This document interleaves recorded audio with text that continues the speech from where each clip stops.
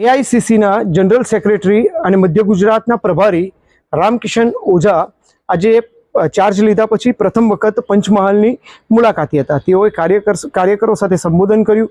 Circuit હાઉસમાં press conference કર્યા પછી કાર્યકરો સાથે એક વિશેષ મિટિંગ કોંગ્રેસ કાર્યાલય ખાતે લીધી।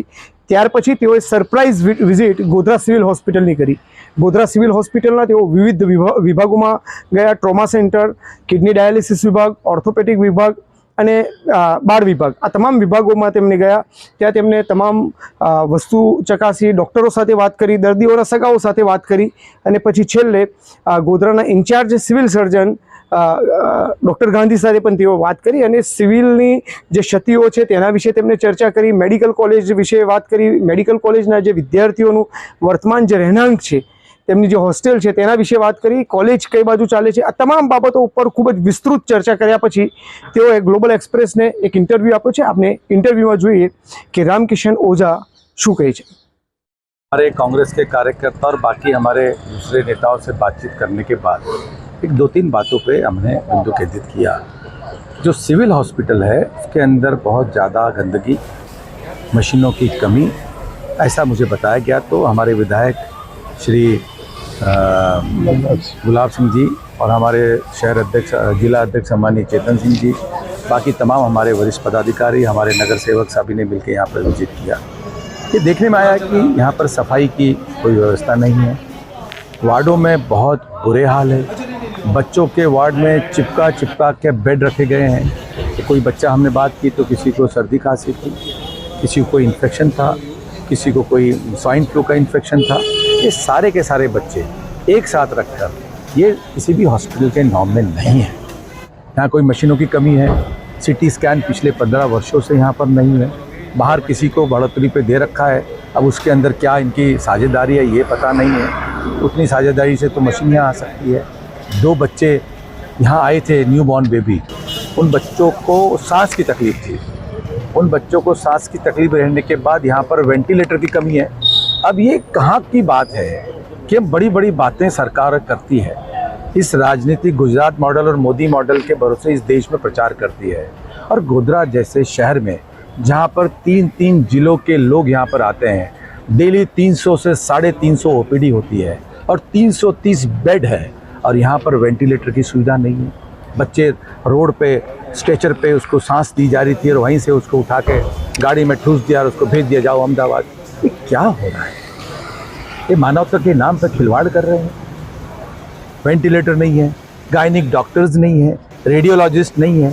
सुविधा के नाम पे कुछ डॉक्टर बेचारे क्या करेंगे? वो अपने एफर्ट्स लगा रहे हैं, यहाँ के डॉक्टर मेहनत कर रहे हैं, स्टाफ नहीं है, नर्सेज नहीं है। एक नया बच्चा वहाँ पर कोई नर्सिंग होम से आया था फर्स्ट ईयर में, मैंने उससे सोचा भाई 2 बेड के बीच में कितना डिस्टेंस होना चाहिए। वो कहते सर मालूम नहीं। मैंने आप नर्सिंग की ट्रेनिंग ले रहे हो? बोले हाँ सर, पहला साल है, ऐसे ला के रख दिया हमें तो यहाँ। तो ये क्या चल रहा है? मेडिकल कॉलेज को परमिशन दे दी गई है जीएमआरएस के नाम पे। देश में कानून व्यवस्था है, किसी भी मेडिकल कॉलेज को परमिशन देने के पहले उसकी पूरी जांच पड़ताल होती है, उसकी ज़मीन देखी जाती है, उसकी बिल्डिंग देखी जाती है, वहाँ का 100-200 बेड का हॉस्पिटल देखा जाता है। कुछ भी नहीं, जंगल में परमिशन दे दी। तीसरे साल के 100 बच्चे इंटेक यहाँ ले लिए हैं और वो 100 बच्चे यहाँ दे दिए। बच्चों को रहने के लिए कोई सुविधा नहीं है, उनको इंजीनियरिंग कॉलेज में रखा जा रहा है, हॉस्पिटल के नाम पे बिल्डिंग तैयार नहीं हुई है। ये क्या मजाक है? और यहाँ की जनता कैसे इस चीज़ को सहन करती है पता नहीं। यहाँ पर 300 ओपीडी डेली हो रही है। बच्चों को, छोटे बच्चों को, नन्हे बच्चों को कुत्ते उठा कर ले आ रहे हैं। कुत्तों से काटे हुए बच्चों के लिए उनकी लस्सी नहीं है, जो दवाई होती है वो नहीं है हॉस्पिटल के अंदर। डायलिसिस सेंटर में जनरेटर नहीं है। ये क्या है? इस तरह से इस देश में जनता के साथ खिलवाड़ करना इस सरकार को शोभा देता नहीं।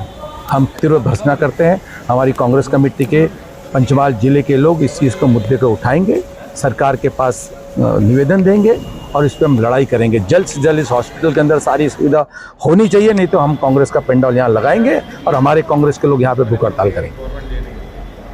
ये हम चाहते हैं।